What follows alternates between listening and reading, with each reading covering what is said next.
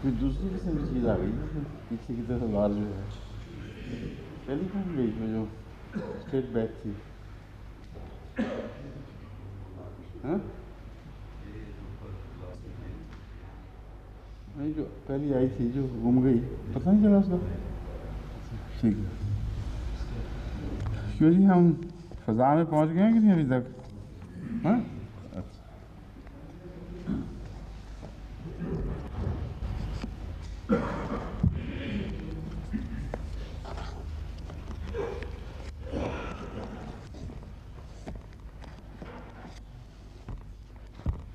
اعوذ باللہ من الشیطان الرجیم اعوذ باللہ من الشیطان الرجیم بسم اللہ الرحمن الرحیم یا ایھا الناس اتقوا ربکم الذی خلقکم من نفس واحدۃ وخلق منها زوجها وبث منهما رجالا كثيرا ونساء واتقوا الله الذي تساءلون به والأرحام إن الله كان عليكم رقيبا سورہ النساء آیت 1 اور 2 یعنی بسم اللہ پہلی آیت ہے اور یا ایھا الناس اتقوا ربکم الذی والی آیت دوسری ہے۔ اس آیت کی تفسیر کے مختلف پہلو بیان کرنے سے پہلے میں اس صورت کا پچھلی صورتوں سے تعلق کا ذکر کرتا ہوں۔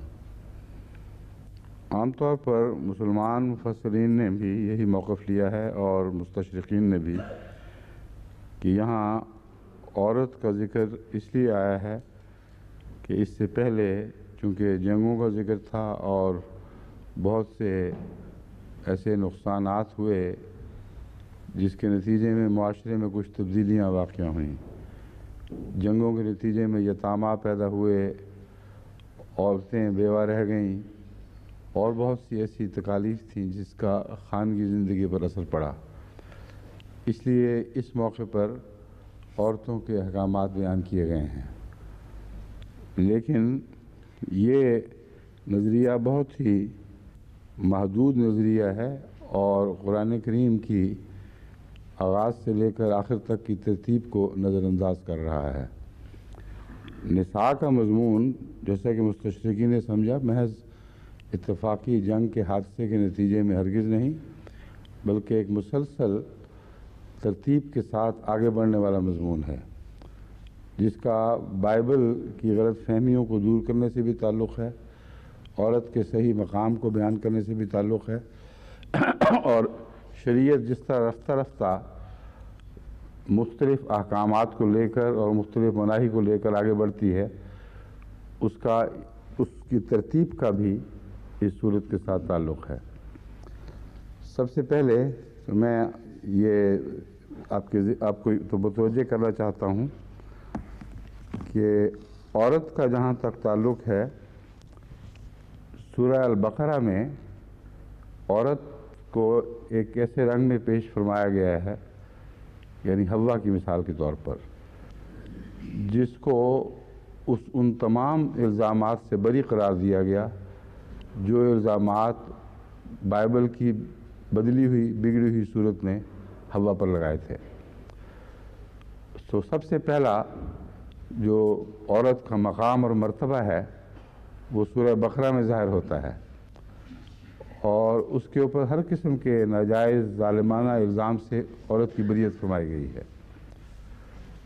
دوسرے بعد میں جو واقعات ہیں وہ میں بعد میں بیان کروں گا، لیکن سورہ نساء کا بھی اسی طرح ایک ایسے عظیم الشان مضمون سے تعلق ہے جس میں بائبل کے غلط عقیدے کی یعنی اس بائبل کے غلط عقیدے کی جو زمانے کے ساتھ بگڑ گئی یا جسے انسانوں نے نہ سمجھ کر غلط رنگ پہنا دیے اس کی نفی فرمائی گئی ہے اور اصل حقیقت حال پیش فرمائی گئی ہے۔ اب میں سب سے پہلے اس ترتیب کو لے کر آپ کو بتاتا ہوں کہ سورہ بقرہ سے بھی پہلے سورہ فاتحہ ہے اور سورہ فاتحہ میں نہ مرد کا الگ ذکر ہے نہ عورت کا ذکر ہے، اور خطاب جو پہلا انسان خدا تعالیٰ سے ہم کلام ہوتا ہے اور عاجزانہ خطاب کرتا ہے وہ نابودوں میں ہے، اور متکلم کا صیغہ نابودوں کا وہ مرد اور عورت پر یکساں اطلاق پاتا ہے۔ اس لیے وہ بحث بھی بعد میں اٹھے گی کہ سورہ فاتحہ میں احکامات کیا بیان ہوئے اور وہ احکامات کس طرح کھلتے رہے اور وسیع تر ہوتے چلے گئے۔ سب سے پہلے میں عورت والے حصے کی بات کرتا ہوں۔ البقرہ میں عورت کو گناہ میں پہل کرنے کے الزام سے بریت عطا ہوئی، اور آل عمران میں عورت کو ایک مثالی پاکیزگی کا نشان بنا کر پیش کیا گیا۔ یعنی کتنا زمین آسمان کا فرق ہے عورت کے تصور میں جو قرآن میں ملتا ہے اور اس تصور میں جو اس بائبل میں ملتا ہے جس کو آج تک یہ خدا کا کلام کہہ رہے ہیں۔ جو خدا کا کلام تھا وہ ماضی میں کہیں دب گیا ہے، جو بندے کا کلام ہے اس کلام میں داخل ہو کر اس کی پاکیزگی پر اثر انداز ہوا۔ اس وجہ سے جب میں بائبل کہتا ہوں تو مراد ہرگز خدا کا کلام نہیں، بلکہ وہ بائبل اس موازنے کے متعلق جب میں بات کرتا ہوں جس میں انسان نے دخل دے کر خدا کے کلام پر شک کے پردے ڈال دیے اور کچھ اس کا لے لیا اور کچھ اپنے خیالات داخل کر دیے۔ تو پہلی بات بقرہ نے عورت کو الزام سے بری قرار دیا۔ دوسری بات آل عمران نے عورت کا وہ مرتبہ اور مقام بیان کیا جو بعد میں مومنوں کے لیے مثال قرار دے دیا گیا۔ یعنی عورت بجائے اس کے کہ پہل نہیں کرتی گناہ کی طرف کھینچنے میں، بلکہ پاکیزگی کی علامت بن گئی اور ایسی مثال بن گئی کہ اس کی کوئی اور نظیر دکھائی نہیں دیتی۔ اور سورہ نساء میں آغاز ہی میں جو عورت کا مقام بیان کیا گیا ہے وہ تمام بنی نوع انسان کی ماں کے طور پر بیان کیا گیا ہے، اور اس میں بھی بائبل کے اس تصور کی نفی فرمائی گئی ہے کہ آدم سے ہر چیز پیدا ہوئی، بلکہ پہلی آیت ہی یہ بتا رہی ہے کہ عورت سے تخلیق کا آغاز ہوا ہے۔ جہاں تک احکامات کا تعلق ہے وہ میں نے الگ صورت بصورت نکال کے اکٹھے رکھے ہیں، یہ مضمون میں بعد میں شروع کروں گا۔ فسر دست اتنی تمہید کافی ہے کہ قرآن کریم کی صورتوں کی ترتیب اتنی عظیم الشان ہے اور اس طرح درجہ بدرجہ مضمون کو آگے بڑھاتی ہے کہ مستشرقین کی باتیں جو بعد میں آئیں گی وقتاً فوقتاً اس کے کسی جواب کی ضرورت ہی باقی نہیں رہتی۔ ایسی ان کی عارضی سطحی تنگ نظر ہے کہ ناممکن ہے کہ ان پر قرآن کریم کے معارف کھل سکتے، کیونکہ دل بھی تقویٰ سے خالی تھے۔ اس لیے ان کی باتوں سے صرف نظر کرنا چاہیے۔ اصل میں تو ان کو پتہ ہی نہیں وہ کیا کہہ رہے ہیں کہ یہ آیت وہاں کی بجائے اٹھا کے وہاں رکھ دو، وہاں سے اٹھا کے ادھر رکھ دو، ایک صورت کے بعد دوسری صورت کا نزول کیوں تبدیل کر دیا گیا، کچھ ان کو سمجھ نہیں آتی، بالکل بہک چکے ہیں قرآن کے تعلق میں۔ لیکن اگر قرآن پر غور کریں تو پھر پتہ چلتا ہے کہ اگرچہ صورتیں نزول کے لحاظ سے مختلف زمانوں میں نازل ہوئیں مگر ترتیب کے لحاظ سے ان کو دوسری ترتیب دے دی گئی، اور ترتیب میں چونکہ ہمیں غیر معمولی حکمت اور تسلسل اور نظام دکھائی دیتا ہے، اس لیے قطعی طور پر ثابت ہوتا ہے کہ ترتیب الہی حکم سے تھی، بندے کے بس کی بات نہیں تھی۔ کیونکہ یہ کہنا کہ حضرت عثمان نے صحابہ کے مشورے سے ترتیب دی ہے یہ بالکل جھوٹ ہے اور ایک غلط الزام ہے، کیونکہ صحابہ کے مشورے سے صرف یہ فیصلہ کیا گیا تھا کہ آن حضرت صلی اللہ علیہ وآلہ وسلم نے اس کو کہاں رکھا تھا، اور آن حضرت صلی اللہ علیہ وآلہ وسلم کے ارشادات کی روشنی میں وہ آیات جن کے متعلق شک تھا کہ یہاں ہیں یا وہاں ہیں وہ قطعی گواہی کے بعد پھر وہاں رکھی گئی۔ اس کے علاوہ تحریری گواہی بھی تھی، لیکن تحریری گواہی قرآن کے بیان کے مطابق اکیلی کافی نہیں ہوتی، اس کے ساتھ گواہ لانے ضروری ہیں۔ اس میں بڑی حکمت ہے، یہ بھی ایک الگ مضمون ہے، مگر حضرت عثمان رضی اللہ تعالیٰ عنہ نے محض حضرت صلی اللہ علیہ وآلہ وسلم کے ارشادات کی تعیین اور ان کے یقینی ہونے کے تعلق میں یہ گواہیاں طلب کی تھیں، اور ترتیب بین ہی وہی ہے جو حضرت صلی اللہ علیہ وآلہ وسلم کو اللہ تعالیٰ نے بتائی۔ جبریل نے معین طور پر بار بار سمجھایا کہ یہ آیت فلان جگہ ہوگی، یہ صورت پہلے آئے گی، یہ بعد میں اور یہ بعد میں۔ یہ ترتیب اپنی ذات میں الہی ہونے کی گواہی رکھتی ہے، کیونکہ اس ترتیب میں جو مضمر معانی ہیں وہ اتنے حیرت انگیز ہیں، اور ترتیب اتنی ارتقائی ہے کہ کوئی انسان جس میں ادنا بھی عقل ہو یہ تصور ہی نہیں کر سکتا کہ حادثاتی طور پر یہ ترتیب وجود میں آ گئی ہے۔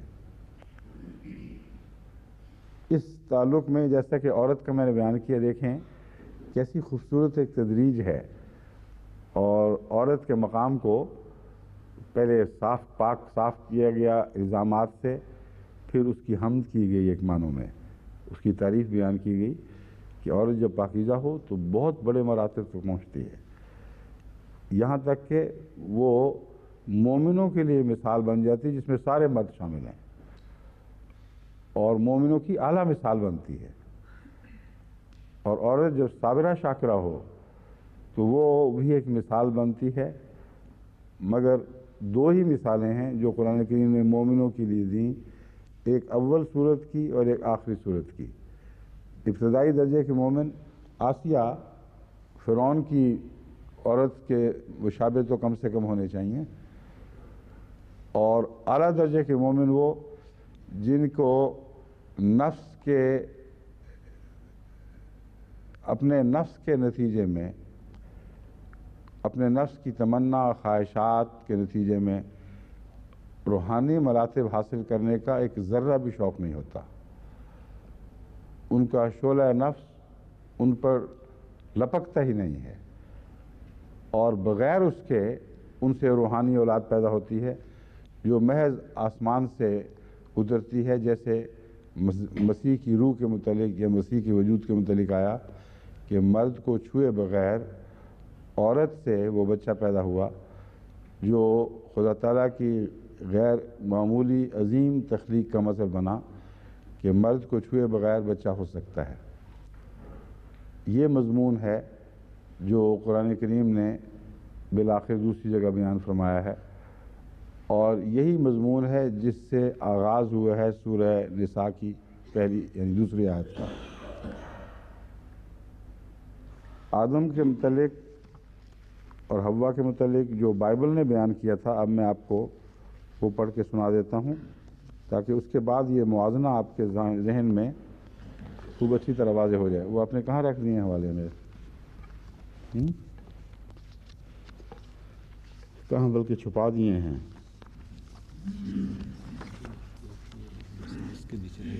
اچھا جی،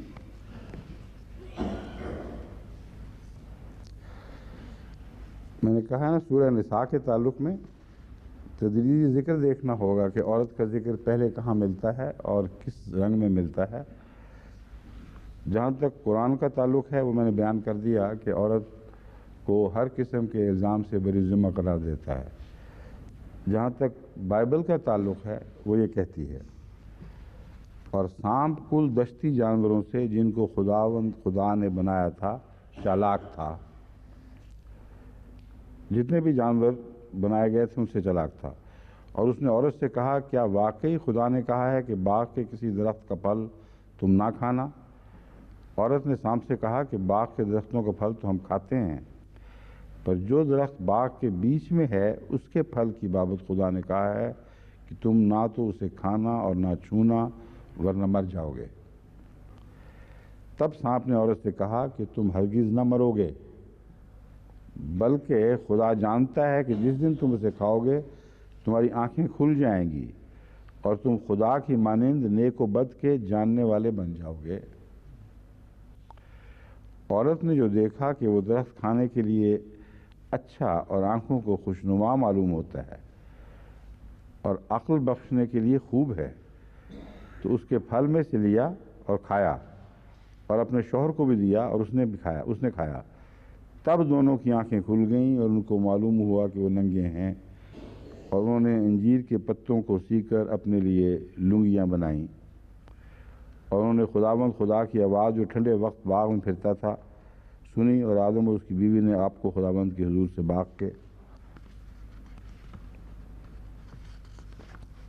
کے درختوں میں چھپایا۔ یہ قصہ سارا کیسے گناہ پیدا ہوتا ہے، کس طرح عورت نے ایک کردار ادا کیا اور پہل کی گناہ میں، اس کا کوئی اشارہ بھی قرآن کریم میں سورہ البقرہ میں نہیں ہے جہاں یہ مضمون چھیڑا گیا ہے۔ اس کے علاوہ اور بھی بہت سی ایسی باتیں ہیں جو بائبل کے بیان کو قطعی طور پر غیر محفوظ بتاتی ہیں، اور اس صورت میں خدا کی طرف اس کا منسوب کرنا اللہ کی ذات کے اوپر سب سے بڑا ظلم ہے۔ یعنی خدا کی ذات سے جتنا بھی ظلم کیا جا سکتا ہے وہ اس آیت میں موجود ہے، جو بائبل کی آیت ہے جسے مین عنوان اگر لیا جائے تو یہ بات بنتی ہے۔ اس کے بیان کے مطابق سانپ نے جب پوچھا عورت سے کہ بتاؤ خدا نے کیا کہا تھا، کیوں نہ کھانا، تو عورت نے جواب دیا کہ خدا نے یہ کہا تھا کہ اس سے مر جاؤ گے، کھاؤ گے تو مر جاؤ گے۔ شیطان نے کہا بالکل جھوٹ، ہرگز نہیں مرو گے، بلکہ نیک و بد کی پہچان پیدا ہو جائے گی، تمہیں آنکھیں عطا ہوں گی۔ تو بائبل کے بیان کے مطابق خدا سچا یا شیطان سچا؟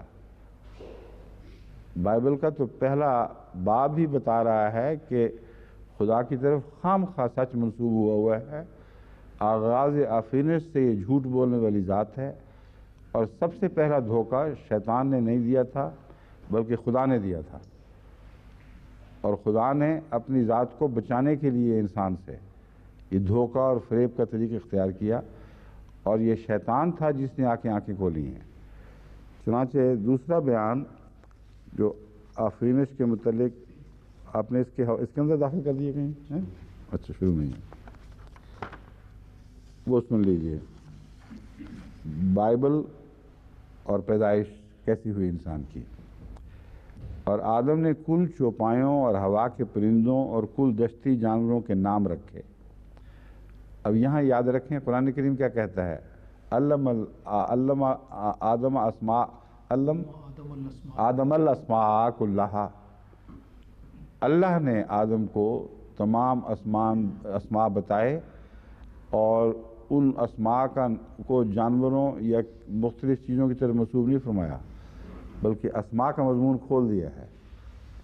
اسماء اولیت کے لحاظ سے ذات باری تعالیٰ کی صفات ہیں، اور جتنے اسماء بنتے ہیں انہی سے پھوٹتے ہیں پھر آگے، اور مخلوق کے نام بھی اسماء باری تعالیٰ کے تعلق میں پھوٹتے ہیں، خواہ وہ منفی رنگ بھی رکھتے ہوں تو ان صفات کے عدم سے بعض منفی نام پھوٹتے ہیں۔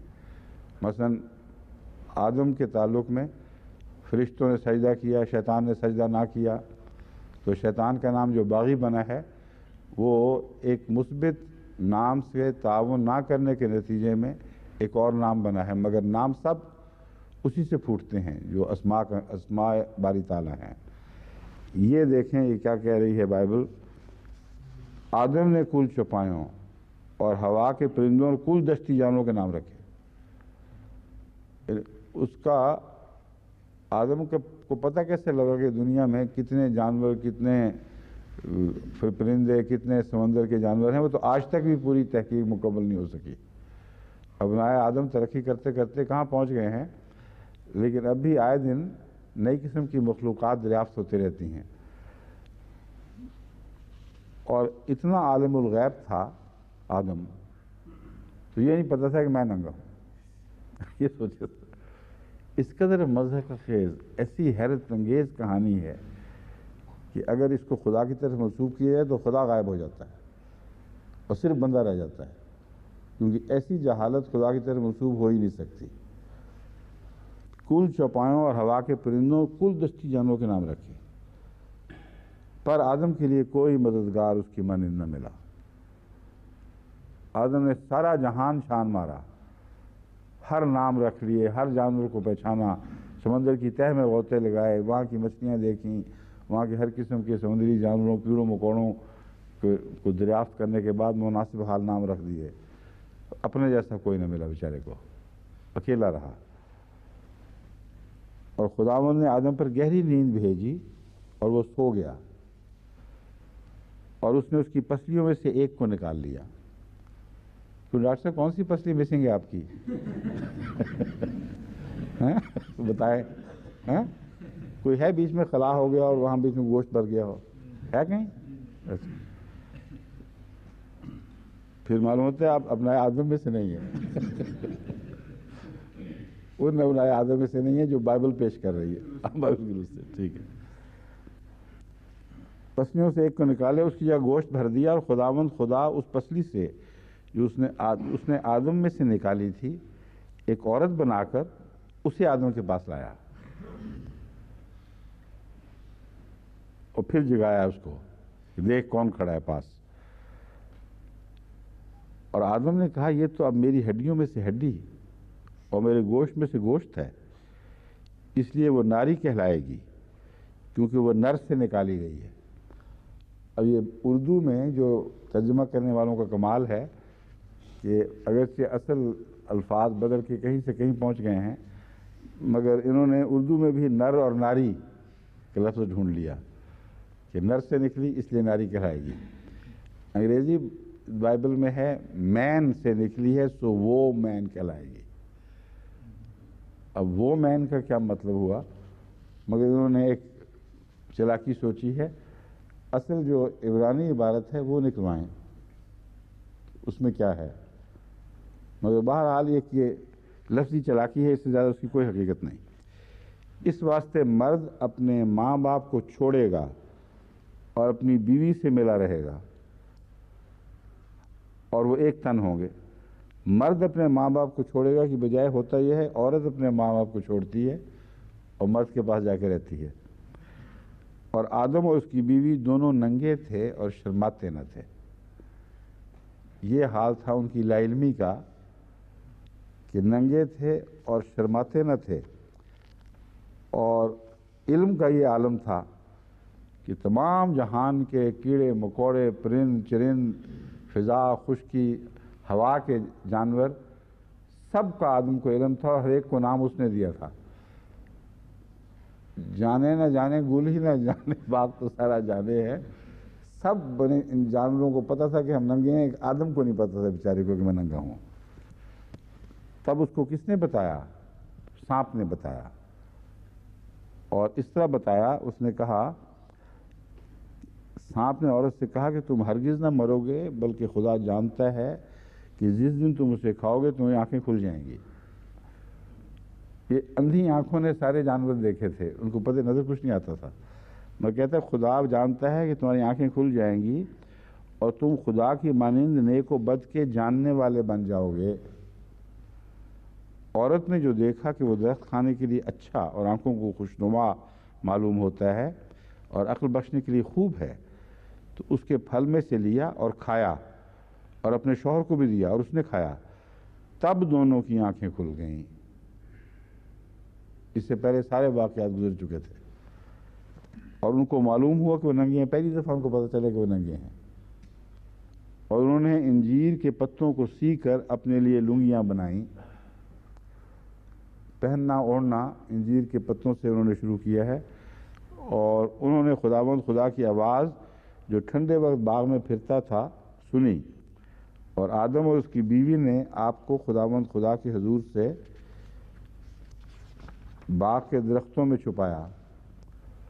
اب وہ پتے اوڑھ لیے تھے، اس وقت خدا سے شرم آنے کی کیا ضرورت تھی؟ جب ننگے پھرتے اس وقت تو شرم آتی نہیں تھی، نہ اپنے سے نہ کسی اور سے۔ تب خداوند نے آدم کو پکارا اور اس سے کہا کہ تو کہاں ہے؟ اللہ کا علم الغیب یہ ہے، آوازیں دیتا پھرتا ہے باغ میں کہ آدم تو کہاں ہے، بتا تو صحیح، کہاں چھپ گیا ہے؟ اور اس سے کہا کہ تو کہاں؟ اس نے کہا میں باغ میں تیری آواز سنی اور میں ڈرا کیونکہ میں ننگا تھا، میں نے تجھے چلتے پھرتے سن لیا تھا، تیری قدموں کی چاپ سن لی تھی اور میں نے اپنے آپ کو چھپایا۔ اس نے کہا تجھے کس نے بتایا کہ تو ننگا ہے؟ پکڑا گیا نا یہاں آدم آ کے۔ اس نے یہ نہیں بتایا کہ میں گناہ کر بیٹھا ہوں، میں باغ کا پھل کھا بیٹھا ہوں۔ اللہ تعالیٰ نے اس کے اس جواب سے پکڑ لیا اس کو کہ ہیں تجھے کس طرح پتہ چلا کہ تو ننگا ہے؟ میں تجھے آنکھیں نہیں دی تھیں دیکھنے کے لیے؟ کیا تو نے اس درخت کا پھل کھایا جس کی بابت میں نے تجھ کو حکم دیا تھا کہ اسے نہ کھانا؟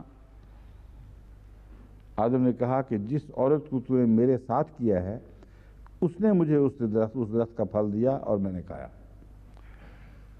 یہ عورت کا مقام ہے، یہ آدم کا تصور ہے اس بائبل میں جس کو یہ لے لے کے گھر گھر پھرتے ہیں اور کہتے ہیں ادھر آؤ، اس میں تمہارے لیے نجات ہے۔ اس بائبل میں جس میں انسان نے اپنے دماغ کے سارے اندھیرے ڈال دیے، خدا کی طرف جھوٹ منسوب کیا، خدا کی طرف دھوکہ منسوب کیا اور آدم کی تخلیق کا ایسا جاہلانہ تصور پیش کیا کہ خود ان انسانوں نے جنہوں نے یہ بائبل کے ساتھ اپنا تعلق باندھ رکھا ہے، ایک ایک منزل پر جب بھی جستجو کی بائبل کو جھوٹا پایا اور خدا تعالیٰ کی قدرت کو کسی اور رنگ میں دنیا میں کائنات میں ڈھلتے اور کھلتے ہوئے دیکھا ہے۔ پھر بھی یہ چمٹے ہوئے ہیں۔ اس لیے اصل بات یہ ہے کہ آدم اگر دونوں آنکھوں سے اندھا تھا تو یہ ایک آنکھ سے اندھے ہیں، یعنی دائیں طرف کی آنکھ بند ہے، مذہب کی آنکھ سے بالکل اندھے ہیں، کچھ دکھائی نہیں دیتا، اور بائیں طرف کی آنکھ جو دنیا طلبی کی آنکھ ہے وہ بہت روشن ہے، اس میں زمین کی پاتال سے بھی یہ راز نکال لاتے ہیں۔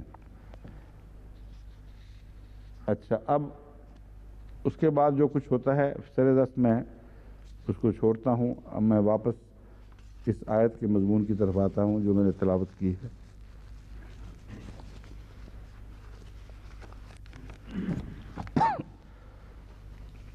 اس پہلی آیت میں جو سورہ النساء کی آیت ہے،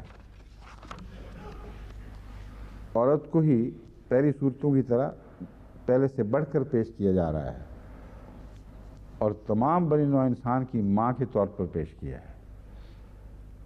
آدم کو پہلے نہیں رکھا بلکہ حوا کو پہلے رکھا ہے، ان معنوں میں کہ زندگی کا آغاز اور زندگی کی نشووں کا نما کا آغاز جس نفس سے ہوا تھا اسے مادہ بیان کر کے پیش کیا گیا ہے، اور ابھی اس کا تعلق کسی نر سے کوئی نہیں تھا کیونکہ نر پیدا ہی نہیں ہوا تھا۔ نر بعد میں پیدا ہوا اور اس نفس میں سے پیدا ہوا جس کو خدا تعالیٰ ایک مادہ کے طور پر پیش کرتا ہے۔ جب پیدا ہوا تو پھر مرد اور عورت دونوں بن گئے، اور مرد اور عورت سے پھر تمام بنی نوع انسان کی نسلیں پھیلی ہیں۔ یہ تصور ہے جو قرآن کریم نے پیش کیا ہے، اور بین ہی یہی ہے جو سائنس نے دریافت کیا ہے۔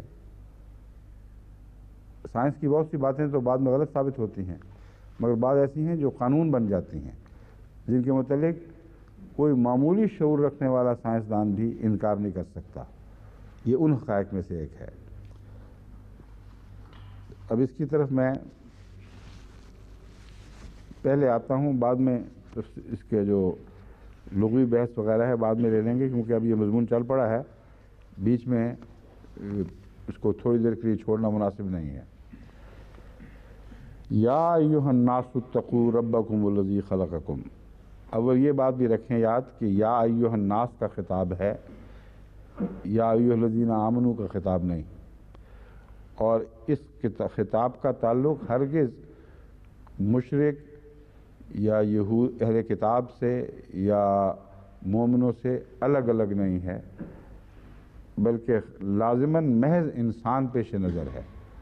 اس لیے مستشرقین جو یہ کہتے ہیں کہ مکے میں جو خطاب تھا اس میں عام طور پر ایھا الناس کہا گیا تھا، اس غرض سے کہ تاکہ مشرکین مخاطب رہیں سامنے، وہ مومن نہیں تھے نہ وہ اہل کتاب تھے، تو قرآن کا یہ کلام محدود نوعیت کا تھا، یہ انہوں نے محض اس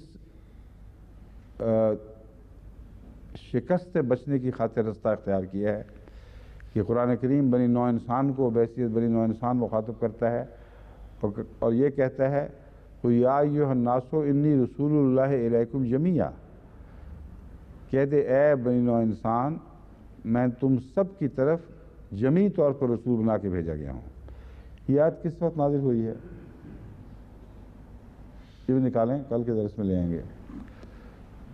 یہ ویری اور سیل وغیرہ اس قسم کی جہلانہ باتیں کرتے ہیں کہ آدمی حیران رہ جاتا ہے، مگر بعض دفعہ غصہ کی بجائے ان کی جہالت پر رحم آتا ہے۔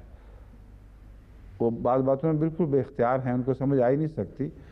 وہ یہ اندازہ کرتے ہیں کہ ایک آدمی نے کلام بنایا ہے، اس لیے اگر ہم بناتے تو اس طریق پر بناتے، اگر ہم بناتے تو مکے کے دور میں جو ہم آیات قرآنی بناتے اس میں خطاب ایھا الناس سے کرتے، اور جب مدینے میں داخل ہوتے تو یہود کو خیال رکھ کر اور عیسائیوں کا خیال رکھ کر اہل کتاب کے لفظ سے بھی ان کو مخاطب کرتے، اور مومنوں کو پھر مومن کہہ کر مخاطب کرنا شروع کرتے۔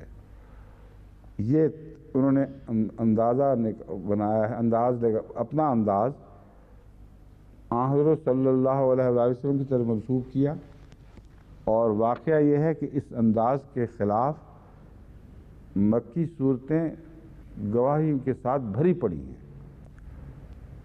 بالکل جھوٹا الزام ہے۔ الناس کا خطاب قرآن کریم کا شروع سے واضح اور ظاہر و باہر طور پر تمام بنی نوع انسان سے ہے، اس میں مشرک اور غیر مشرک کا کوئی فرق نہیں ہے۔ اور اس صورت میں مثلا جو سورہ نساء ہے، جس کے متعلق یہ سب مستشرقین مانتے ہیں کہ یہ آیت بہرحال مدنی ہے، اس کی وجہ یہ ہے کہ جن آیات کو انہوں نے غیر مدنی قرار دیا ان کی لسٹ میرے پاس موجود ہے، اس میں یہ آیت شامل نہیں ہے۔ کوئی ہے نمبر 2 آیت 14 اور شاید 30 وغیرہ 43 سے شروع ہوتی ہیں آگے، اور یہ خطاب دیکھیں، یا ایھا الناس اتقوا ربکم الذی خلقکم من نفس واحدۃ، اے لوگو، اے انسانوں، نہ مشرک نہ غیر مشرک کوئی مذہبی تفریق پیش نظر نہیں ہے، تخلیق کا مضمون ہے۔ اتقوا ربکم الذی خلقکم من نفس واحدۃ، اپنے رب کا تقوی اختیار کرو جس نے تمہیں پیدا کیا، من نفس واحدۃ، نفس ایک ایسا لفظ ہے جو مؤنث بھی ہوتا ہے اور مذکر بھی، یعنی اس میں عورت کی ضمیر بھی اس کی طرف پھر سکتی ہے اور مرد کی بھی، اور نفس انسانی جان کے متعلق جب استعمال ہو تو اسے مؤنث حوالے سے بھی قرآن کریم یاد کرتا ہے، مگر یہاں صرف نفس کی بات نہیں فرما رہا اللہ تعالیٰ، خلقکم من نفس واحدۃ، یہ لفظ واحدہ ہے جس پر غور ضروری ہے، یعنی بنی نوع انسان کی پیدائش کا یہ نقشہ پیش کر رہا ہے اللہ تعالیٰ کہ تمہیں سب سے پہلے ہم نے ایک ایسی جان سے پیدا کیا تھا جو مؤنث بھی تھی اور اکیلی بھی تھی، وَخَلَقَ مِنْهَا زَوْجَهَا، اور اس کا زوج، اس کا مذکر نر ہم نے اس میں سے پیدا کیا ہے، اور ابھی انسان وجود میں ہی نہیں آیا، آغاز اس طرح ہو چکا ہے کہ زندگی ایک ایسے مادے سے پھوٹتی ہے جو مادہ بھی ہے، یعنی اس میں عورت کا مضمون پایا جاتا ہے، اور اس مادہ کو کسی مرد کی احتیاج نہیں ہے، وہ اکیلی کافی ہے، اور اس سے زندگی پھوٹ کر ایک لمبا سفر اختیار کر لیتی ہے، تب جا کر خلق منہا زوجہا کا مضمون آتا ہے۔ بس بائبل کا یہ بیان کہ آدم کی پسلی سے پیدا کیا تھا کیسے صاف جھٹلا دیا گیا۔ آدم کی پسلی سے کوئی پسلی نہیں نکالی گئی، اور ڈاکٹر صاحب کی پسلی میں نے دکھائی ابھی آپ کو، مطلب اشارہ کیا اس طرف وہ ڈاکٹر ہیں، جانتے ہیں پسلیاں کتنی ہوتی ہیں، انہوں نے ہاتھ لگا کے بھی احتیاطاً دیکھ لیا تھا، دونوں طرف ہاتھ پھیرا تھا کہ میری پسلیاں پوری ہیں۔ تو یہ پتہ نہیں کون سا آدم ہے جس کی ذکر کر رہے ہیں۔ اور فرمایا اس میں سے پھر ہم نے اس کا زوج نکالا ہے۔ جب نر اور مادہ پیدا ہو چکے، جب نر اور مادہ کے ذریعے افزائش نسل کا نظام جاری ہو گیا، بث منہما رجالا کثیرا ونساء، تو رجال اور نساء ان دونوں سے پیدا ہوئے ہیں۔ ایک بھی دونوں میں سے جو انسان کہلاتے ہیں، خواہ وہ رجال ہوں خواہ وہ نساء، ایک بھی اکیلا خود پیدا نہیں ہوا۔ اب یہ وہ جو مضمون ہے، یہ اتنا قطعیت کے ساتھ سائنس سے ثابت ہے کہ جیسا کہ میں نے بیان کیا ہے کہ کوئی دنیا کا سائنسدان مذہبی ہو یا غیر مذہبی اس حقیقت کا انکار نہیں کر سکتا کہ زندگی ایک لمبے عرصے تک تنہا سفر کرتی رہی اور عورت یعنی مادہ کے پیٹ سے پیدا ہوتی رہی، اور ہرگز اسے مرد کی احتیاج نہیں تھی۔ اس سے پہلی اور صورتوں میں جو عورت کا ذکر ہے اس کا اس آیت سے بھی گہرا تعلق ہے۔ وجہ یہ ہے کہ سورہ آل عمران میں یہ دعویٰ فرمایا گیا کہ مریم بغیر مرد کے تعلق کے بچہ جننے کی اہل ثابت ہوئی،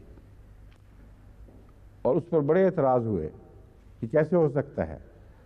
تو اللہ تعالیٰ اس صورت جو نساء جس کا نام رکھا ہے اس کو اس صورت کے آغاز ہی میں فرماتا ہے تمہیں کیوں تعجب ہے، تم سب کی ماں تو وہ مادہ تھی جس کو کبھی مرد کی احتیاج نہیں ہوئی، اور انسان کی پیدائش کا آغاز ہی اس زندگی کے آغاز سے ہوا ہے جو مختلف شکلوں میں پہلے پائی جاتی تھی، مگر وہاں نہ نر کی تمیز تھی نہ مادہ۔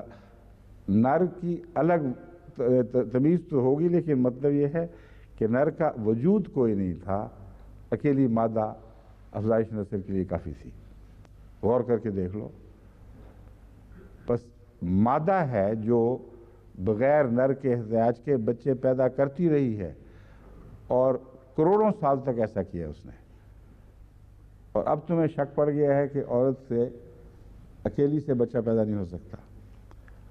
خدا نے اس میں سے پھر اس کا نر پیدا کیا تھا، اور عورت کو بطور ماں کے یہ عظیم مقام دیا گیا ہے یہاں۔ اور عیسائی کہتے ہیں کہ عورت بیچاری کو تو کسی شمار میں ہی نہیں رکھا گیا۔ جو عورت کا مضمون عیسائیت میں ملتا ہے، آگے حوالہ دلاتی نہیں ہے نا آپ نے ساتھ شامل، عورت کو کس رنگ میں پیش کیا گیا، وہ بھی حوالہ ہے کہ نہیں اس میں، وہ نیو ٹیسٹمنٹ کا، اس میں بھی عورت کا ذکر ملتا ہے۔ اچھا ٹھیک ہے۔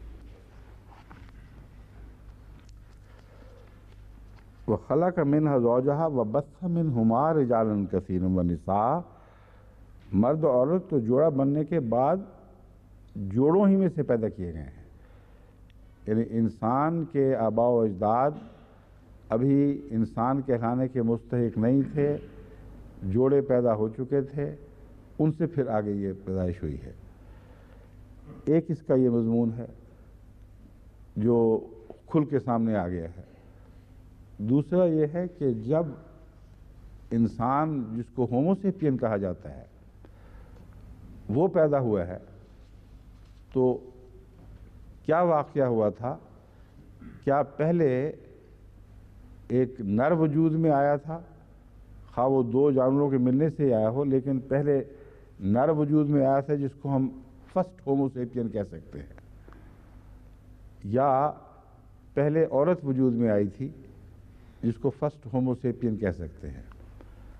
ہومو سیپین سائنس کی اصطلاح میں حیوان ناطق کو کہا جاتا ہے، جس سے آگے انسان کی ساری نسل چلی ہے، جس کو آدم کہہ سکتے ہیں۔ اور اس سے پہلے کہتے ہیں کہ ایک وجود تھا جس کو ہومو ایریکٹس کہتے تھے، وہ جانور انسان اور پہلے جانوروں کے درمیان انسان کے قریب ترین پیدا ہونے والا جانور تھا، جو دو ٹانگوں پر سیدھا چلنا سیکھ گیا تھا، مگر ابھی اس کا دماغ اتنا چھوٹا تھا کہ وہ ہومو سیپین یعنی انسان ناطق کہلانے کے قابل نہیں تھا. اس کی جو کھوپڑی ملی ہے وہ سائز میں بہت چھوٹی ہے اور اس کے اندر اتنا مادہ دماغ کا آتا ہی نہیں کہ وہ سمجھتے ہیں سائنسدان کہ وہ ترقی کرتے ہوئے انسانی علوم کی آخری منازل طے کر سکتا، یعنی مسلسل انسانی علوم کا وہ سفر کر سکتا ہے جس پر انسان کو ڈال دیا گیا. تو یہ جو فرمایا گیا ہے کہ عورت سے پیدا کیا گیا، اس کا ایک یہ معنی بنیں گے، یعنی مادہ سے، اکیلی مادہ سے، کہ جب انسان کا آغاز ہوا ہے اس وقت بھی سب سے پہلا وجود جو ظہور میں آیا ہے وہ مادہ تھی. چنانچہ سائنسدانوں نے جو اب تک تحقیق کی ہے، مختلف وقتوں میں مختلف پنجر زمین سے نکالتے رہے ہیں جو ابتدائی انسانوں کے پنجر تھے، 1,00,000 سال سے بھی پرانے زمانے کے. ان پنجروں سے یہ اندازہ لگاتے رہے کہ آدم اور حوا کی پیدائش تو ابھی جمعہ 8 دن کل کی بات ہے، وہ جو انسان کی پیدائش ہے وہ تو 1,00,000 سال سے بھی اوپر بہت پرانے زمانے سے شروع ہو چکی تھی اور اس کے دبے ہوئے پنجر قطعی طور پر مل چکے ہیں. آخری چیز جو اس سمن میں دریافت ہوئی وہ ایک عورت کا پنجر ہے جو کینیا سے یا مشرقی افریقہ کے کسی ملک سے نکلا ہے، اور اس کے متعلق سائنسدان کہتے ہیں کہ جتنے بھی پنجر نکلے ہیں ان میں سے یہ قدیم ترین ہے، اور اس کے متعلق ان کا خیال ہے کہ یہ پہلا تھا، یا اگر پہلا نہیں تھا تو یہ ملک بہرحال وہ ملک ہے جہاں پہلی عورت پیدا ہوئی ہے اور جس کو ہم ہومو سیپین کہہ سکتے ہیں. اس عورت سے پھر مرد کے تعلق سے جو چیزیں پیدا ہوئی ہیں وہ انسان کہلائے، یعنی وہ ایسے مقام پر کھڑی ہے عورت کہ پہلا ترقی کا قدم جو اٹھا ہے وہ ایک عورت کی شکل میں اٹھا ہے.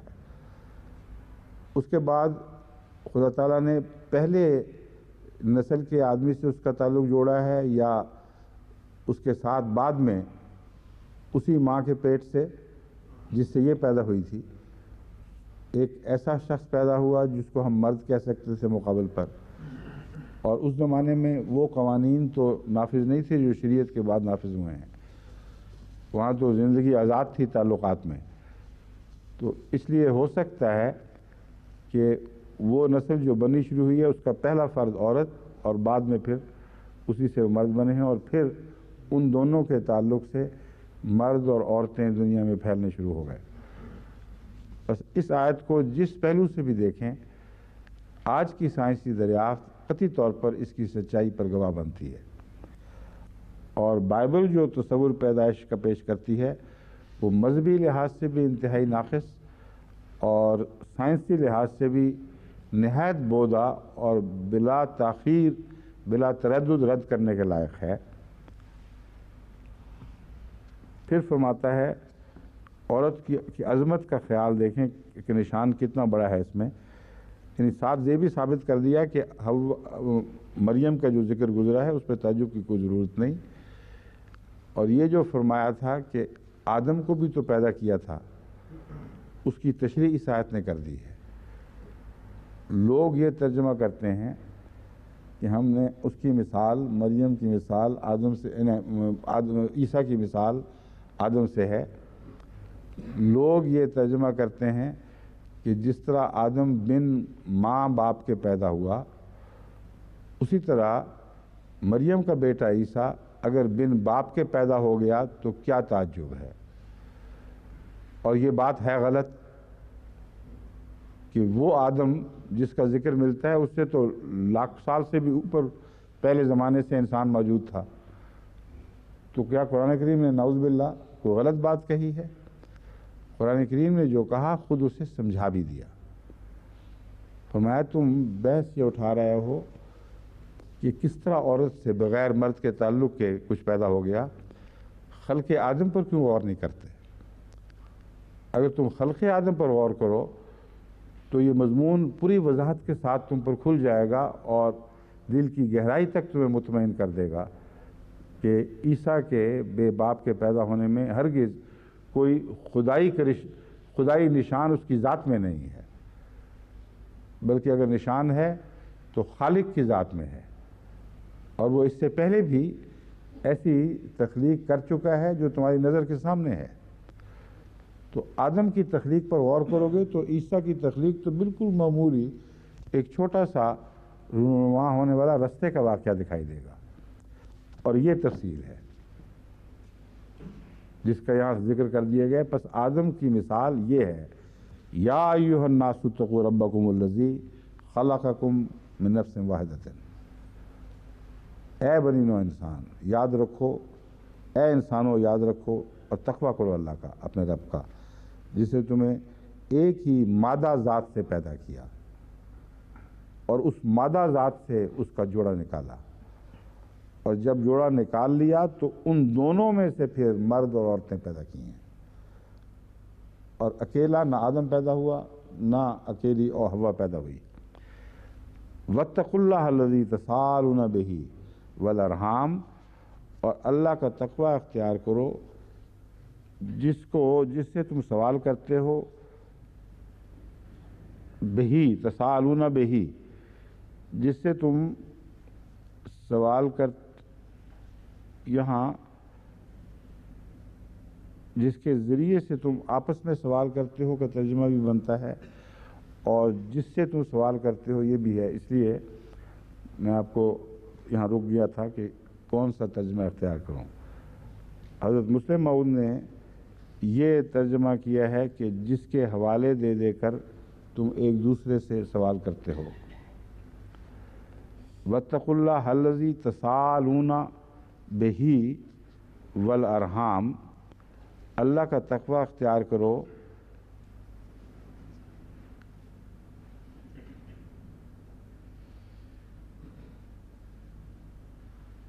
جس کے تعلق میں تم ایک دوسرے سے سوال کرتے ہو، یعنی جس کے حوالے سے، والارحام، اور ارحام کا خیال رکھنا۔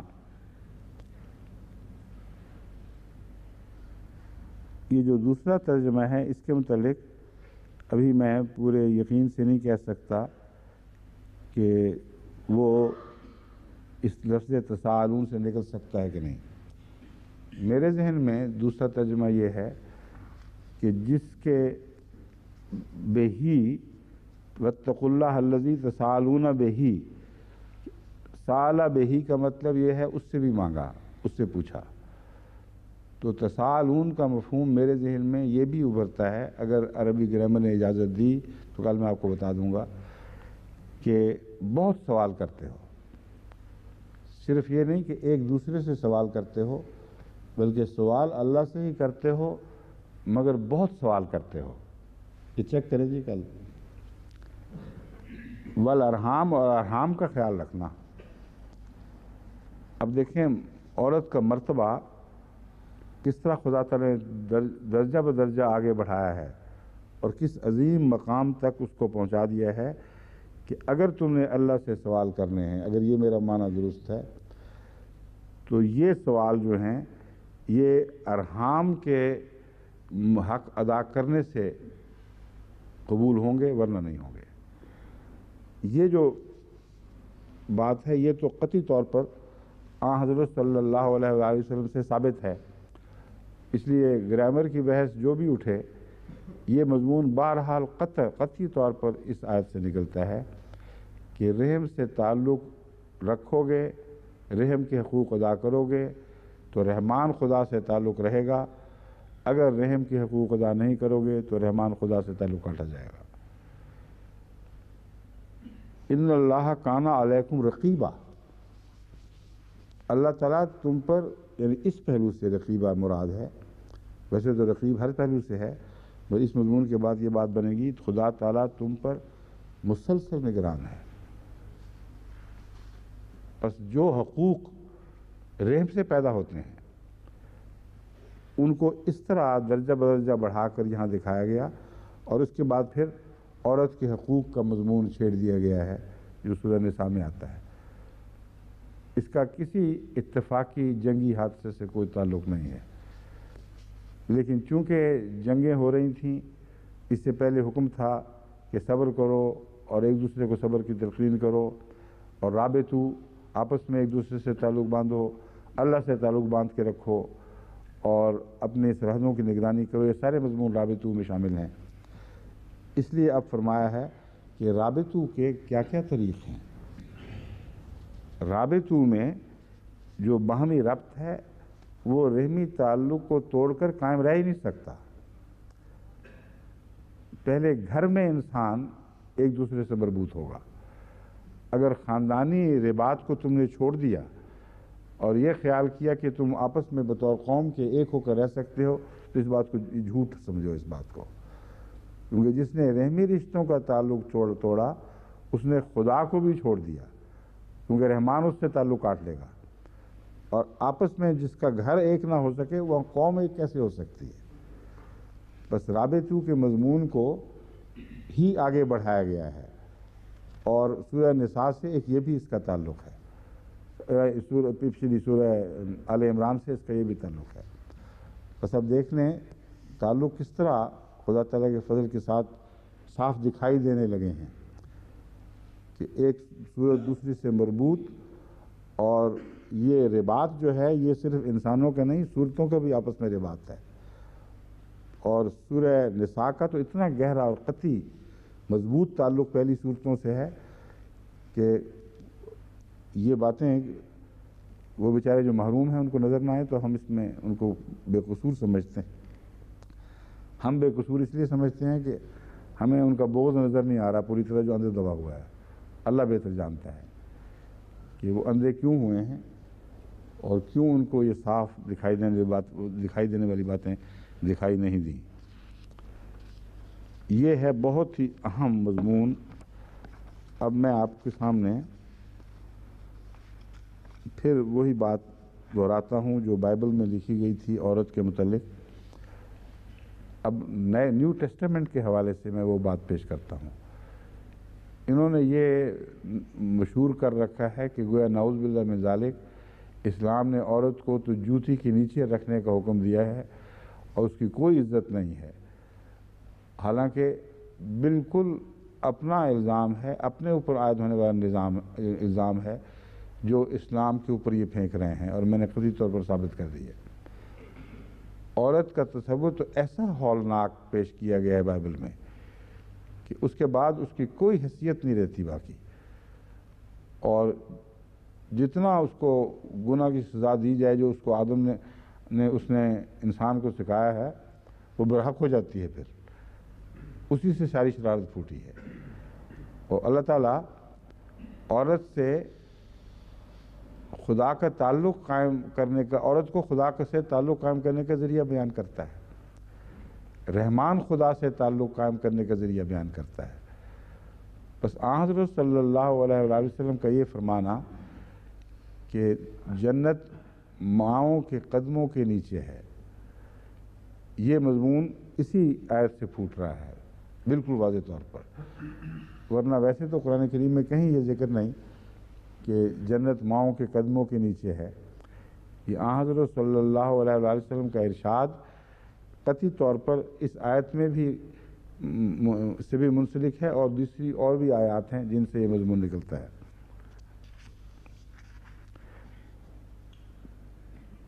تیموتھیوس، اس کا انگریزی میں لکھا نہیں ہوا، اب اردو میں تلفظ پر سمجھ نہیں آ رہی مجھے۔ تیموتھیوس یا تیوتھیوس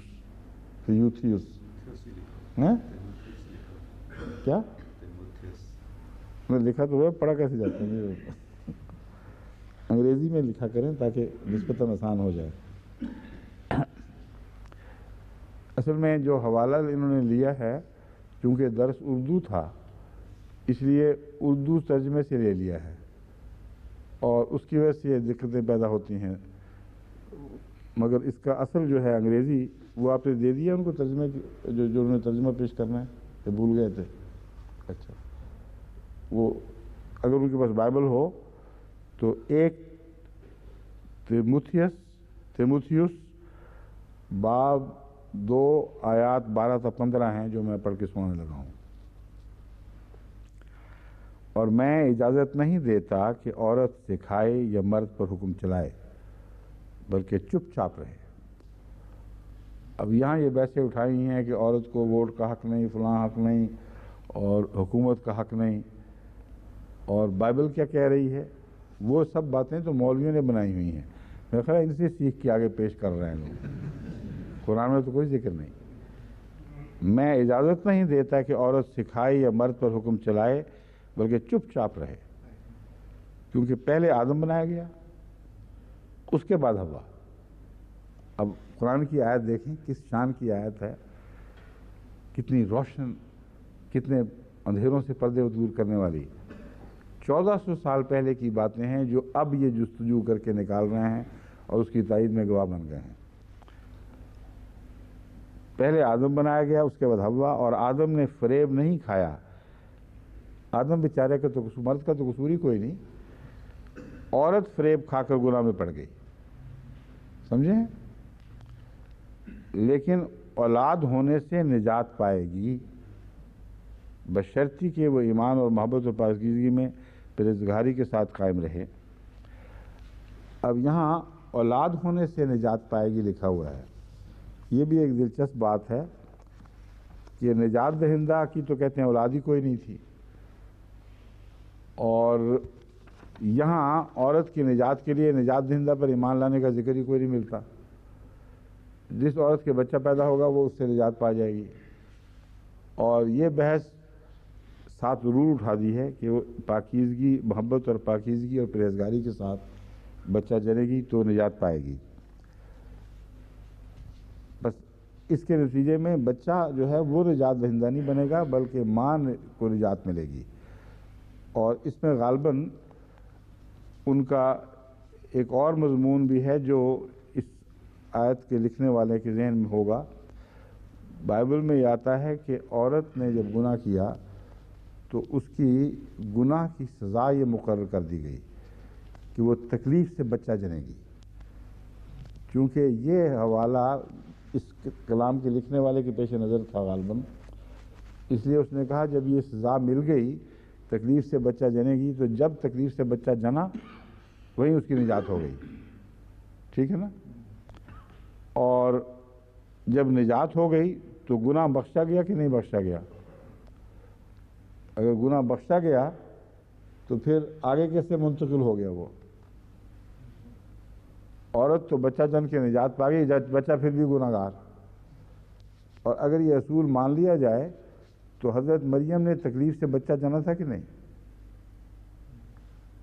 اور اتنی تکلیف سے کہ بائبل بھی اور قرآن بھی بتا رہے ہیں کہ غیر معمولی، کیونکہ کنواری اگر بچہ جنے تو اس کو بہت تکلیف ہوگی، یہ طبی بات ہے، کیونکہ اس کے مسئلے اسی طرح کشادہ نہیں ہوتے، ان میں وہ جو آہستہ آہستہ مرد اور عورت کے تعلقات کے نتیجے میں بچے کی تیاری ہو رہی ہوتی ہے، وہ پوری طرح کنواری میں ہو نہیں سکتی۔ اس لیے قرآن کریم نے بالکل صحیح نقشہ کھینچا ہے کہ حضرت مریم نے یہ کہا مت قبل ھذا، اے کاش میں اس سے پہلے مر چکی ہوتی، اتنی تکلیف ہے۔ تو اس تکلیف سے بچہ جنا، آپ تو وہ جنتی ہو گئیں۔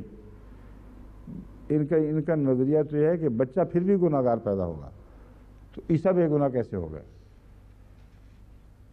صرف یہ ایک عذر بناتے ہیں کہ چونکہ مرد نے اس کو نہیں چھوا اس لیے وہ پاک پیدائش ہے، حالانکہ بائبل کے لحاظ سے مرد کو چھونے سے پیدائش کا کوئی بھی تعلق نہیں ہے اس کی پاکی ناپاکی سے۔ عورت گناہ گار ہوئی، وہاں مرد کے چھونے کا ذکر نہیں ہے، پھل کھانے سے اور شیطان کی بات ماننے سے، اور شیطان کی وہ بات ماننے سے جو سچی تھی، اور خدا کی نعوذ باللہ جھوٹی بات کے انکار کے نتیجے میں گناہ گار ہو گئی۔ اب یہ گناہ کا ایک اور تصور بھی پیدا ہو گیا۔ یہ گناہ اس کو کہتے ہیں کہ سچ کو قبول نہ کرو، جھوٹ کے پیچھے چلو، یہ نیکی ہے، گناہ نہیں، نیکی ہے۔ سچ کو رد کرو اور جھوٹ کے پیچھے چلو اور اندھے رہو، کچھ تمہیں سجھائی نہ دے۔ یہ نیکی کی بہترین تعریف ہے جو بائبل نے کر دی ہے۔ اور وہ عورت جس نے احتجاج کیا ہے اس کے خلاف، جو اٹھ کھڑی ہوئی عالم بغاوت لے کر اور کہتی ہے کہ میں تو سچ کے پیچھے چلوں گی، میں تو روشنی کی مطابق اطاعت کروں گی، دیکھوں گی اور سمجھوں گی۔ وہ عورت جس کے اوپر روشن ہو گیا کہ نعوذ باللہ من ذالک خدا جھوٹا تھا، جس نے یقین کر لیا اپنے تجربے سے کہ شیطان ہی پاک باز ہے اور سچا ہے، یہ اس کا بیچاری کا گناہ ہے۔ اب اگر یہ گناہ ہے تو اس کے اور بڑے دلچسپ منطقی نتائج نکلتے ہیں۔ جب عیسیٰ نے گناہ سے نجات بخشی تو کس گناہ سے نجات بخشی؟ اسی پیدائشی گناہ سے کہ سچ کو سچا سمجھے اور جھوٹ کو برا سمجھے، جہالت کو پسند کرے اور بینائی کو قبول نہ کرے۔ تو گناہ، جس گناہ سے بخشش ہوئی ہے، بخشش واپس اصل کی طرف لوٹا دیا کرتی ہے۔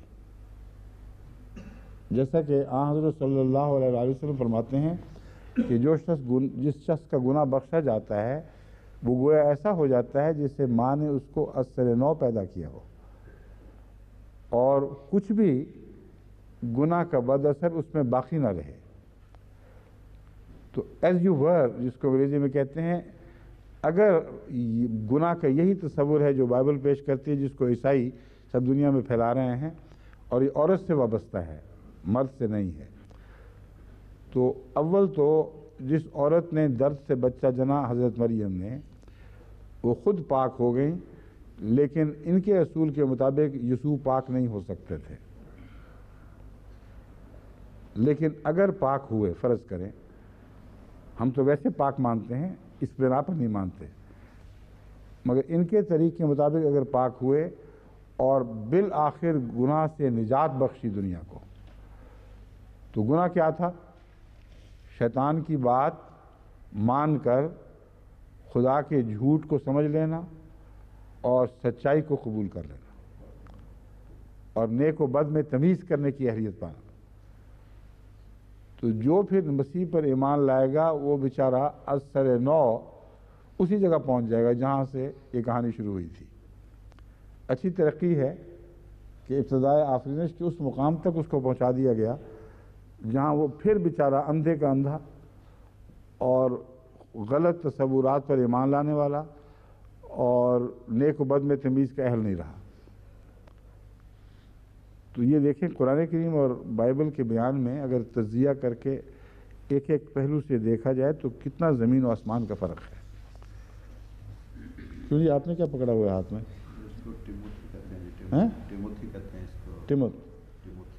ٹیموتھی۔ وہ تیموتھیوس غلط ہوا نا پھر؟ ہاں، اردو میں یہی کیا؟ ہاں، کیا ہے؟ ہاں، میں بھی سوچ رہا تھا، میں اس سے آپ سے پوچھا بھی تھا، میں کہ یہ حوالہ جو ہے یہ بتائیں اولڈ ٹیسٹامنٹ کا ہے کہ نیو میں؟ مجھے ٹیموتھی نیو ٹیسٹامنٹ میں کوئی یاد نہیں ہے، تو آپ نے کہا کہ انہوں نے نیو ٹیسٹامنٹ کے حوالے سے دیا ہے۔ یہ درست کرنے اچھا ہوا وقت کے اوپر بات پکڑی گئی۔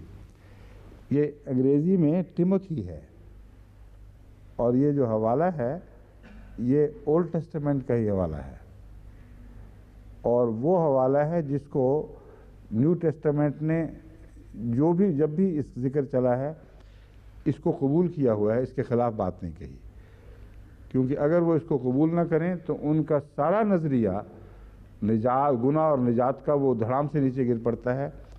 اس لیے کسی حوالے کی بھی ہمیں ضرورت نہیں، اگر وہ قبول نہ کریں تو عیسائیت ختم، کیونکہ عیسائیت کی بنا اس بات پر ہے کہ انسان پیدائشی گناہ گار ہے، اور گناہ کا آغاز حوا کے گناہ سے ہوا تھا، اور سینٹ پال نے بھی بڑے کھل کر اس حوالے کو دے کر بات کی ہے، اور غالباً سینٹ جان میں بھی ملتا ہے۔ یہ ہماری ریسرچ ٹیم بیٹھی ہوگی ہیں اس وقت، وہ کافی ہوشیاری سے کام کرتی ہیں یہ لڑکیاں، اگر وہ ان کے علم میں آ گئے تو بتا دیں گے۔ یعنی یوحنا میں بھی، جان میں بھی، یوحنا ہی کہتے ہیں نا اس کو اردو میں بھی، ہے نا؟ یہ جہاں تک مجھے یاد ہے یہ ذکر مل رہا ہے۔ آپ کے پاس جو حوالوں کی کتاب وہ کہاں چلی گئی؟ اچھا، ٹھیک ہے۔ بہرحال یہ آپ کو میں بتا رہا ہوں قطعیت کے ساتھ، اس میں کوئی شک نہیں، یہ حوالہ اول تو درست کر لیں کہ یہ اولڈ ٹیسٹامنٹ کا ہے، نیو ٹیسٹامنٹ کا نہیں ہے۔ ٹیموتھی باب 2 ورسز 12 to 15۔ اور دوسری بات یہ کہ یہ حوالہ عیسائیت کو تسلیم ہے، اس میں کوئی شک نہیں ہے۔ اور معین طور پر نیو ٹیسٹامنٹ میں جہاں اس کہانی کو پرسواد کرنے کا ذکر ملتا ہے وہ ہم نکال کے کل پیش کر دیں گے، جاس نکلوا دینا، مگر عیسائیت کی بنیاد اسی پر ہے بہرحال۔ بس اگر نجات کا یہ معنی ہے تو پھر نجات کا مطلب ہے دوبارہ اندھے ہو جانا، سچ کا انکار کر دینا اور جھوٹ کو قبول کر لینا۔ اور نجات کا یہ مطلب ہے کہ خدا تعالیٰ کو فریب دہندہ تسلیم کرنا اور شیطان کو سچائی اور راہ راست پر لانے کا علمبردار بنانا، سمجھنا۔ کیونکہ اس بائبل کی روح سے جو میں نے آپ کے سامنے پڑھی ہے 100% شیطان سچا ہے، ایک بات میں بھی بیچارے نے غلطی نہیں کی، اور مردود یوں ہی ہو گیا بیچارہ۔ اچھا، اب چلتے ہیں دیگر پہلوؤں پر۔ نفس سے کیا مراد ہے؟ قرآن کریم کی بہت سی آیات میں لفظ نفس ملتا ہے، جن کی تعداد جو میرے سامنے ہے 3 کے بعد پھر 21 آ گئی، نہیں پھر آگے تعداد لکھنے بند کر دیا، نہیں ہیں آگے، ٹھیک ہے، اب میں سمجھا ہوں۔ انہوں نے جو اکٹھی کی ہیں آیات نفس کی، نفس کے جو مختلف معنی ہیں ان کے تابع 1 نمبر کے نیچے ان ملتی جلتی آیات کو اکٹھا کر دیا ہے، اس لیے نمبر شماری میں اب مشکل پیش ہوگی۔ میں اس کے بغیر ہی آپ کے سامنے مثال رکھتا ہوں۔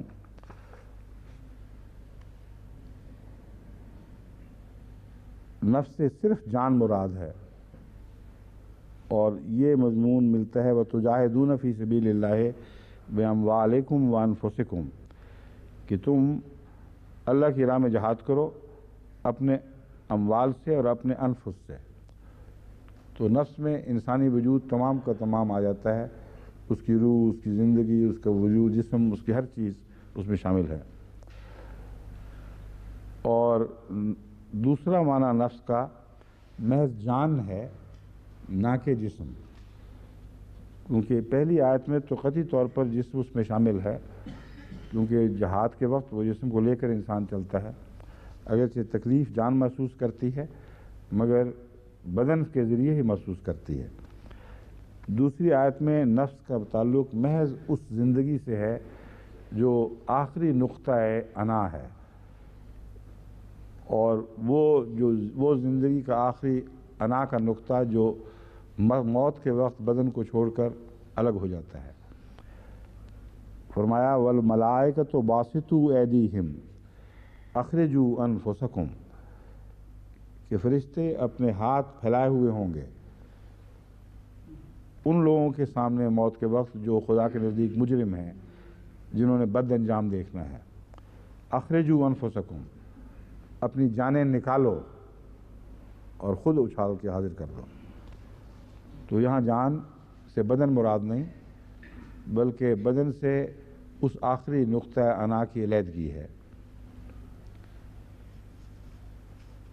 پھر نفس سے مراد ہر قسم کی زندگی ہے۔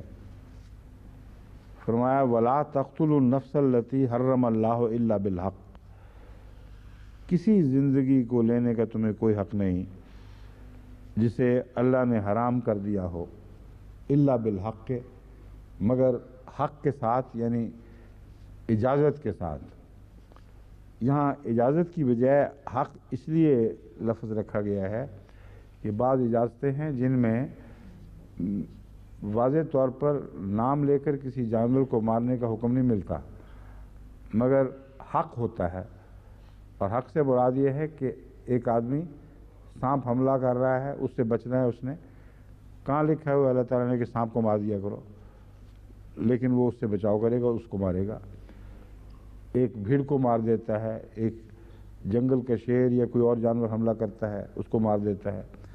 تو یہ سارے حق کے ساتھ ہیں، اگرچہ واضح الگ اجازت نہیں مگر اجازت دفاع کی ہے بس۔ تو اس لیے اللہ تعالیٰ فرماتا ہے لا تقتلوا النفس التی حرم اللہ الا بالحق، کوئی نفس کو قتل نہ کرو جسے اللہ نے حرام کر دیا ہو مگر حق کے ساتھ۔ حرم اللہ کا مطلب حرام سے مراد وہ حلال حرام نہیں ہے، بلکہ جس کو یہاں نفس کی حرمت مراد ہے۔ اصل میں یہ مراد نہیں کہ سور کو نہ مارو اور جو بیسٹ ہیں ان کو نہ مارو، بلکہ حرم سے مراد خدا تعالیٰ نے انسانی زندگی کی حرمت قائم فرمائی ہے۔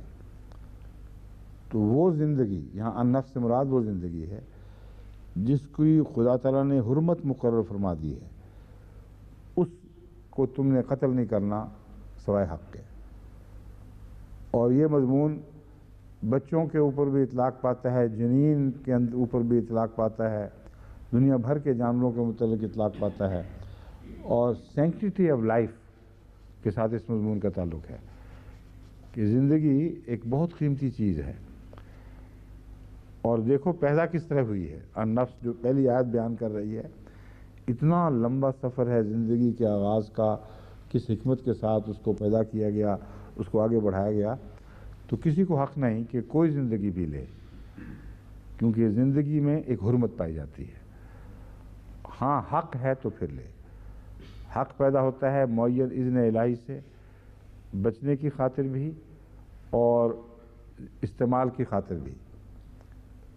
اسی آیت کے تابع بعض ایسے جانوروں کو مارنا بھی منع فرما دیا گیا جن کے متعلق حرمت الگ بیان نہیں ہے۔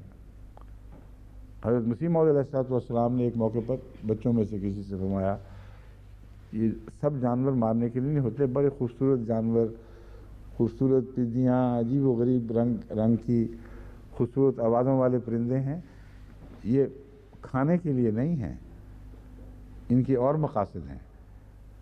بس جب وہ جن مقاصد کے لیے پیدا کیے گئے ہیں، اگر تم کھانے کی خاطر ان کو مارو گے تو یہ حق نہیں ہوگا۔ تو یہ آیت جو ہے، یہ ایک ہی آیت بڑی وسیع ہے، مگر مثال کے طور پر میں آپ کو سمجھا رہا ہوں، اور یہ ہے سورہ الانعام سے لی گئی ہے، جس کا تعلق خاص طور پر مویشیوں سے ہے۔ بس مویشیوں میں سے بھی ان کو مارنا ہے جن کے اوپر آپ کا حق قائم ہوتا ہے، ورنہ خام خانہ ان کو قتل کرتے پھریں۔ پھر نفس انسانی سے مراد وہ نفس جو پہلے بیان کی جس کو فرشتے نکالیں گے، وَلْتَنْظُرْ نَفْسٌ مَا قَدَّمَتْ لِغَدٍ، آخری انا جو ہے زندگی کی، وہ یہ دیکھے کہ وہ کل کے لیے کیا پیچھے چھوڑ کر جا رہی ہے۔ وَاتَّقُوا يَوْمًا لَا تَجْزِي نَفْسٌ عَن نَفْسٍ شَيْئًا، یہاں ذات مراد ہے صرف۔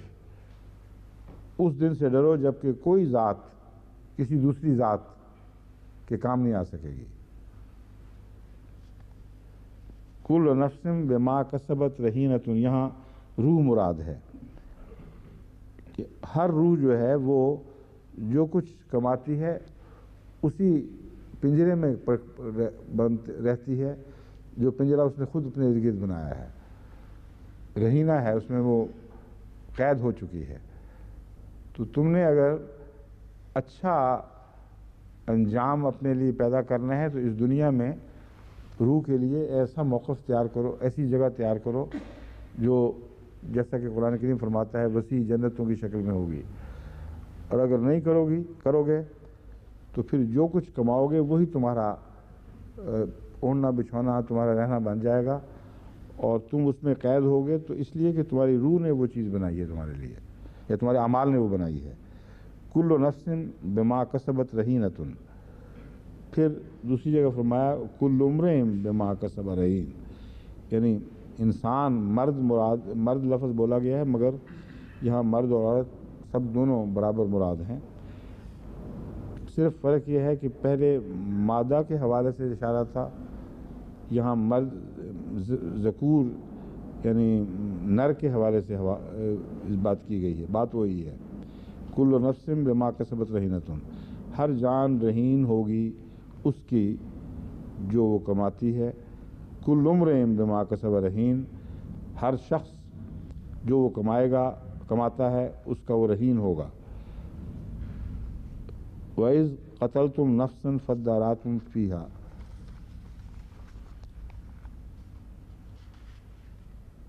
باقی نفوس کا زیادہ تر یہی تقسیم یہی ہے، استعمال تو اس کا بہت وسیع ہے۔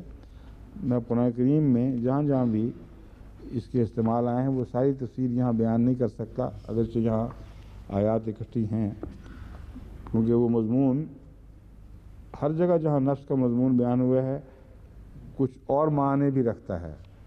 اگر ان کی تفاسیر میں چلے گئے تو ایک پورا مہینہ تو نفس کی بحث میں گزر جائے گا۔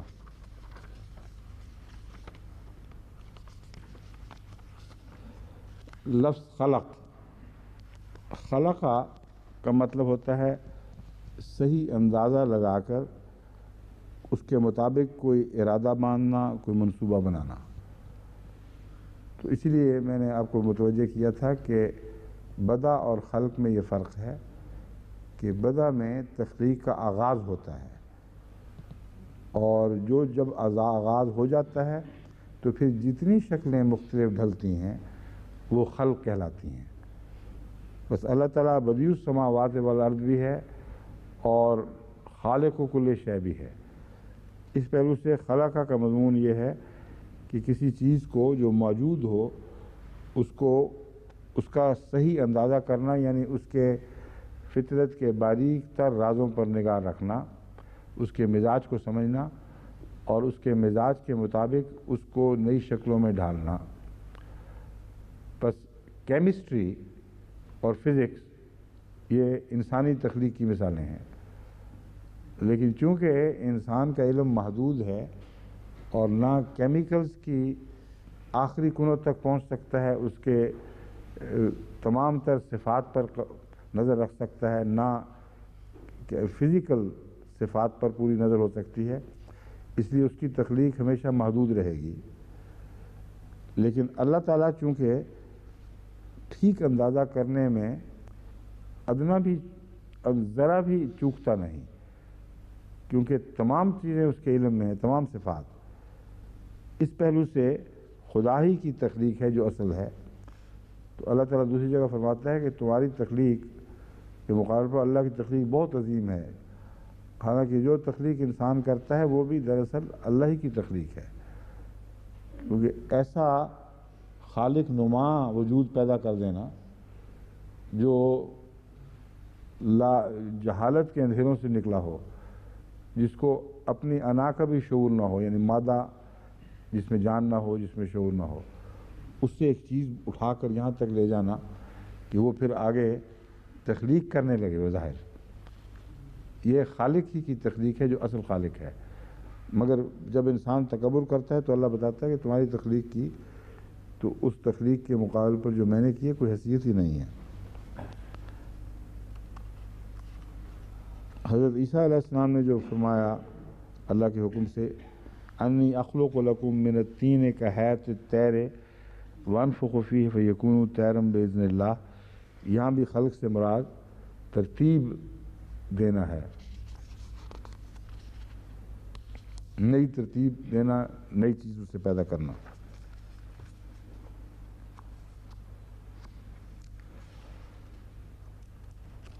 اب یہاں میں نے بتایا تھا قرآن کریم متوجہ کرتا ہے انسان کو، اہم اشد خلقا ام من خلقنا، کیا ان کی جو تخلیق ہے وہ زیادہ مضبوط اور پائیدار ہے جو وہ کچھ پیدا کرتے ہیں، یا وہ جو ہم نے پیدا کیا ہے؟ تو خدا تعالیٰ نے جو تخلیق کائنات کو بخشی ہے اس کا تو انسانی تخلیق کا تو اس سے کوئی دور کا بھی مقابلہ نہیں کیا جا سکتا، کوئی حیثیت ہی نہیں ہے انسانی تخلیق کی۔ حضرت مسیح علیہ السلام فرماتے ہیں بنا سکتا نہیں ہرگز بشر ایک پاؤں کیڑے کا، اور امر واقعہ یہ ہے کہ پاؤں کیڑے میں جو اندرونی حیرت انگیز باریکیاں رکھی گئی ہیں، کوئی روبوٹ بنانے والا وہ ایک پاؤں بھی نہیں بنا سکتا، کیونکہ اس پاؤں کے اندر جو نروس سسٹم ہے، اس پاؤں کے ہر خلیے میں جو سارے کیڑے کی تصویر ہے، اور اس سے اگر اس کو کوئی استعمال کرنا جانتا ہو تو پاؤں کے ایک خلیے سے بھی سارے کیڑے کا وجود دوبارہ بنایا جا سکتا ہے۔ یہ ہے اللہ کی تخلیق۔ ان کے روباٹس تو اس کے مقابلے پر بہت ہی بے ہنگم اور بدسلیقہ چیزیں ہیں، آپ مروب ہو جاتے ہیں دیکھ کر فلموں میں یا ٹیلی ویژن پر، مگر جو انسانی یا نہیں کیڑے کے پاؤں میں جو باریک لطائف ہیں وہ سائنسدان بھی خود تسلیم کرتے ہیں ابھی تک ہم پورے پڑھ نہیں سکے۔ ایک دفتر ہے، کون پڑھ سکتا ہے دفتر سارا ان اسرار کا؟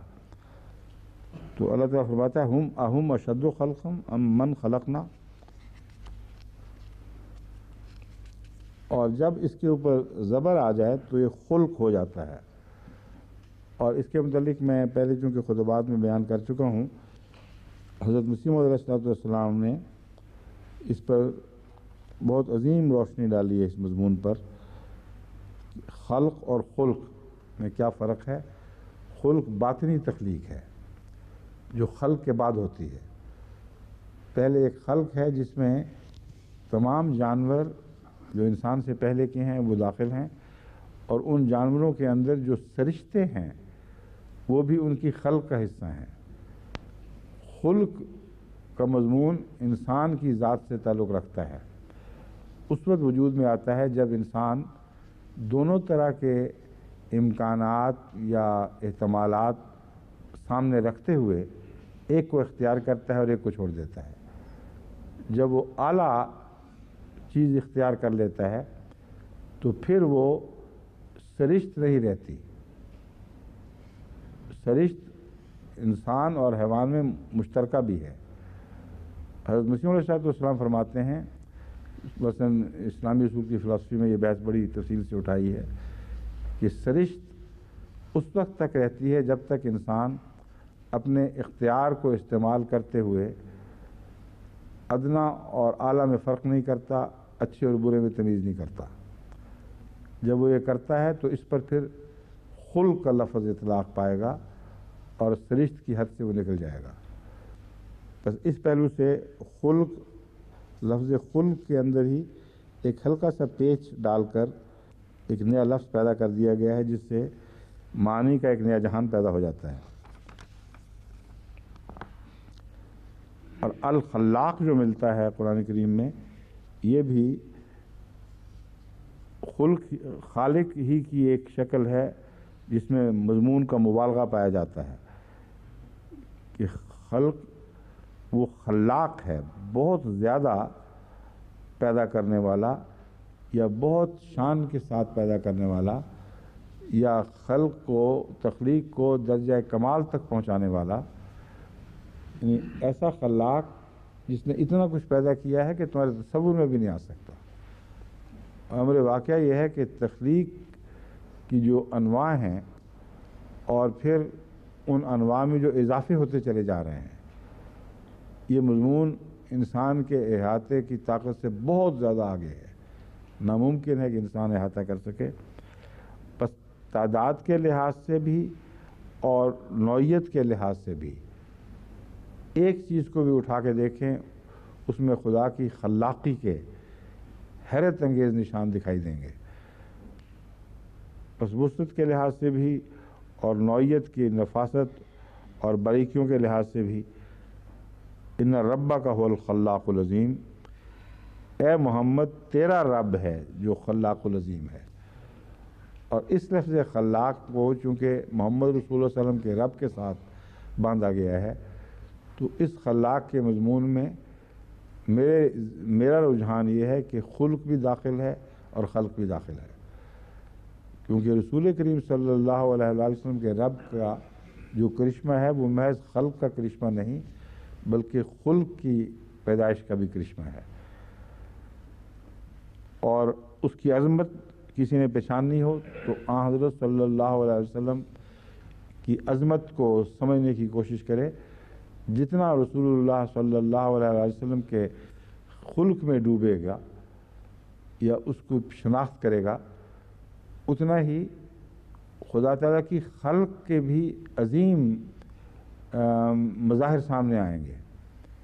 یعنی انسان، خدا تعالیٰ نے مٹی سے ایسا وجود پیدا کر دیا جس کے اندر اتنا عظیم خلق سمانے کا، سمونے کی استطاعت رکھ دی۔ بس ہر خلق کے حوالے سے ایک خلق کا نظارہ بھی سامنے آتا ہے، اور خلاق کہنا خدا تعالیٰ کو سب سے اچھا آن حضرت کے حوالے سے ہے، کیونکہ اس میں تمام کائنات کی تخلیق کا محاصل بھی اور تمام انسانی ترقیات اور اس کو خلق سکھانے کا محاصل بھی آ جاتا ہے۔ مخلقہ اس چیز کو کہتے ہیں جس کی بناوٹ مکمل ہو چکی ہو، اور غیر مخلقہ اس کو کہتے ہیں جو ابھی تک پائے تکمیل کو نہ پہنچی ہو۔ کچی ہانڈی ہو تو غیر مخلقۃ، حالانکہ وہ تخلیق کے مراحل میں سے ہے۔ مراد یہ نہیں ہے کہ وہ پیدا نہیں کی جا رہی یا اس سے کچھ نیا بنایا نہیں جا رہا۔ کہتے ہیں ابھی سوجی ہے مثلا، اس نے ابھی گھی چوس لیا ہے، چھوڑا نہیں ابھی تک، تو جو اصل مقصود ہے وہ حلوہ بنانا جس میں سوجی کے دانے الگ ہو جائیں اور گھی الگ ہو جائے، اس پر تو پوری طرح پکتا ہے۔ تو وہ حالت غیر مخلقہ کی ہے، اور مخلقہ وہ حالت ہے جب وہ اس درجے تک پہنچ جائے جو بنانا مقصود تھا۔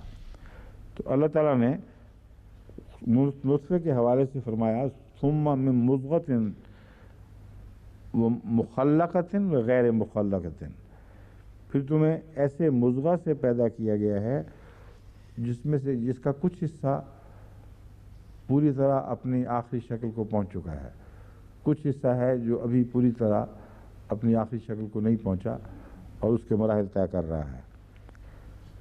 اختلاق کہتے ہیں جھوٹی بنائی ہوئی بات۔